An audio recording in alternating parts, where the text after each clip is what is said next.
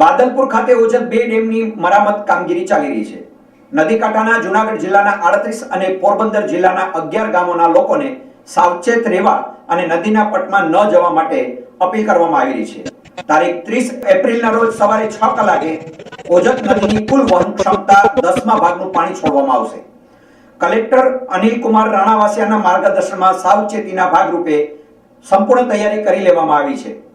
ઓજત 2 ડેમના 25 પૈકી 6 દરવાજાની મરામત કામગીરી થશે। દરવાજાની મરામત થવાની પાણીનો વ્યય અટકશે। ડેમ અને લોકોની સલામતી સુનિશ્ચિત અને અસરકારક રીતે પૂરનું નિયંત્રણ કરાશે। આણંદપુર, સાપુર, ટીકર અને વંથલી વિયર સહિત નદી કાંઠાના ભાગે સલામતીના ભાગરૂપે લોકોને ન જવા અપીલ કરવામાં આવી રહી છે। પોલીસ બંદોબસ્ત પણ રાખવામાં આવી રહ્યો છે।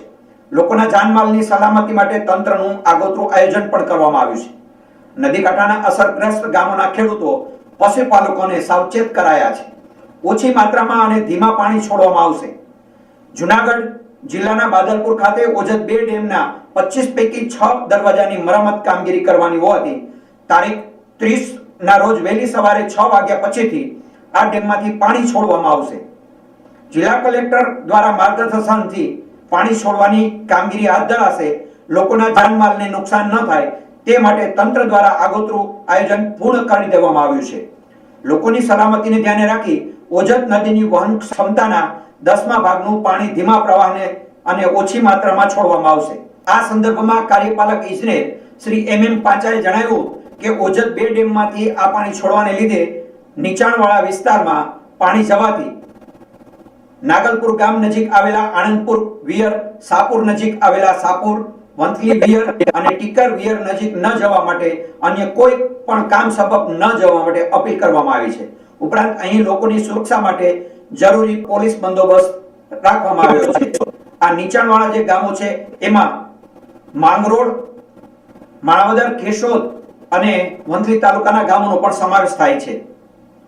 હું કાર્યપાલક ઇજનેર જૂનાગઢ સિંચાઈ યોજના વિભાગ, અમારા નાયબ કાર્યપાલક ઇજનેર શ્રી સિંચાઈ યોજના પેટા વિભાગ નંબર 7-3 અંતર્ગત આવતો જૂનાગઢ જિલ્લાના બાદલપુર ખાતે આવેલો ઓજત 2 ડેમ કે જેના અંદર 25 દરવાજા આવેલા છે।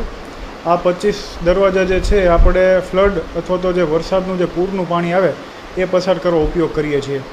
આ 25 દરવાજા જે છે ને એના અંદર જે રબર સીલ આવે કે દરવાજા જે છે સ્ટીલના એ જે ડેમના ઉપરના ભાગે જેના ઉપર રહેલા હોય એ સીલમાંથી લીકેજ છે, એટલે આખું વર્ષ જે છે એ દરવાજામાંથી નાનો મોટો પાણીનો વ્યય થતો રહે છે।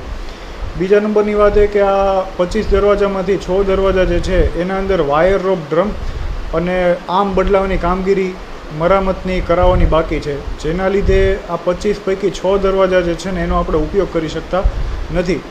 વાયર ઓફ ડ્રમ એટલે કે જે દરવાજાને ઊંચો કરવા માટે જે રસ્સી જે આવે એ જે છે એ અતિશય ડેમેજ કન્ડિશનમાં છે, જેના લીધે એવું બને કે જે છે એ દરવાજા જે છે એ રસ્સી તૂટવાને લીધે પડે અને ડેમને જે છે એ નુકસાન થઈ શકે, અકસ્માત થઈ શકે।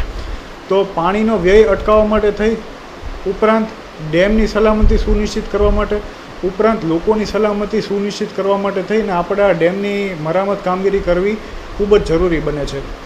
સરકારશ્રી દ્વારા આ વર્ષે ડેમ ખાલી કરવાની મંજૂરી આવી ગઈ છે। ડેમ ખાલી એટલે કે ડેમ જે છે ને દરવાજાની નીચેની સપાટી સુધી ખાલી કરવાનો છે, એટલે કે દરવાજા ઊંચા કર્યા પછી ડેમની અંદર પાણી હશે।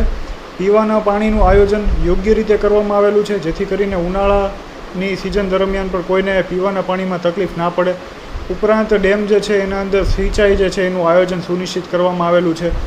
ઉપરાંત ડેમમાંથી જે બીજા થતા લાભો જે છે કે જમીનનું રિચાર્જ કે એને કોઈ પ્રકારનો વાંધો આવવાની શક્યતા નથી। હવે આ ડેમમાંથી સરકારશ્રી દ્વારા 30 એપ્રિલ પછીથી 318 MCFથી જેટલું પાણી છોડવાની મંજૂરી આવેલી છે।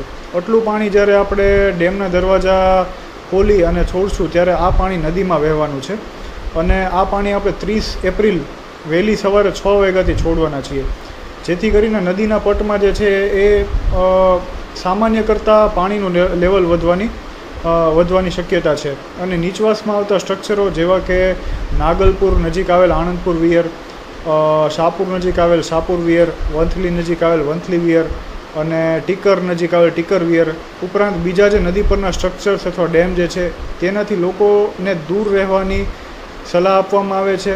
નદીના પટમાં કોઈ પણ કામ સબબ 30 એપ્રિલ પછીથી અવર જવર કરવું નહીં.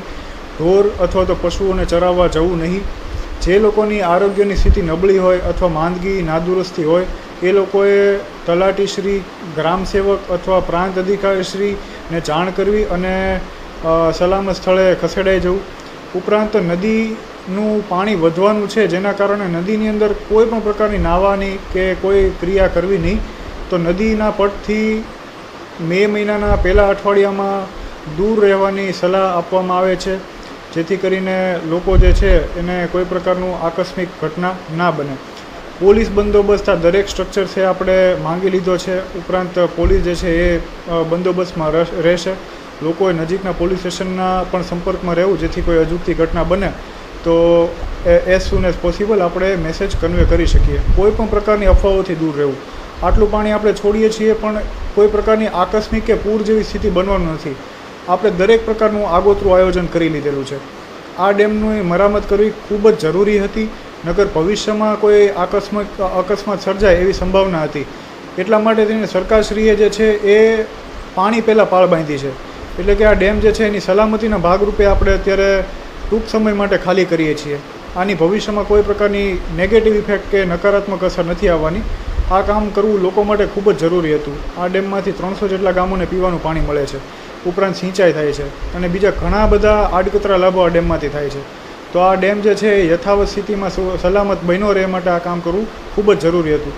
આપણે નદીમાં જે પાણી છોડવાના છીએ ખૂબ જ ધીમા પ્રવાહે છોડવાના છીએ અને ઓછી માત્રામાં છોડવાના છીએ, જેથી કરીને કોઈ પ્રકારની પૂર અથવા પાણી ભરવાની સ્થિતિ જોવા મળે એવી સંભાવના ખૂબ જ ઓછી છે. પણ લોકોની સલામતી માટે થઈને આપણે એમને નદીથી દૂર રહેવાનું જણાવીએ છીએ. નદીનું જે કેપેસિટી છે, એની જે ક્ષમતા છે, એના કરતાં માત્ર 10મા ભાગનું પાણી આપણે એમાંથી વહેણ કરાવવાના છીએ. એટલે પૂરજનક કે ભયજનક કોઈ સ્થિતિ નથી, પરંતુ સલામતીના ભાગરૂપે નદીથી દૂર રહેવું. આ નદી જે છે એના અંદર આ પાણી છોડવાના લીધે જૂનાગઢ જિલ્લાના કુલ 38 જેટલા ગામોને અસર થવાની છે અને પોરબંદર જિલ્લાના કુલ 11 જેટલા ગામોને અસર થવાની છે, જે કંઈક આ મુજબ છે. જૂનાગઢ જિલ્લાના જૂનાગઢ તાલુકાના ગામો આ પ્રકારના છે: બાદલપુર, રામેશ્વર, બેલા, મેવાસા, બાવાનું, આણંદપુર, પ્રભાતપુર, ઇટાળા અને સણાથા.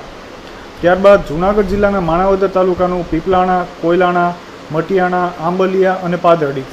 ત્યારબાદ જૂનાગઢ જિલ્લાના મેંદરડા તાલુકાનું નાગલપુર ગામ, જૂનાગઢ જિલ્લાના કેશોદ તાલુકાનું બામણાસા, બાલાગામ અને ઇન્દ્રાણા. વંથલી તાલુકાના ઘણા બધા ગામો ઇફેક્ટેડ થવાના છે, જે છે સુખપુર, રાયપુર, સોનાડી, ગાંઠીલા, તણખુલિયા, શાહપુર, નાના કાજલિયા, મોટા કાજલિયા, કણઝડી, કણઝા, વંથલી, ટીનમસ, આખા, ટીકર, પાદરડી અને સાંતલપુર.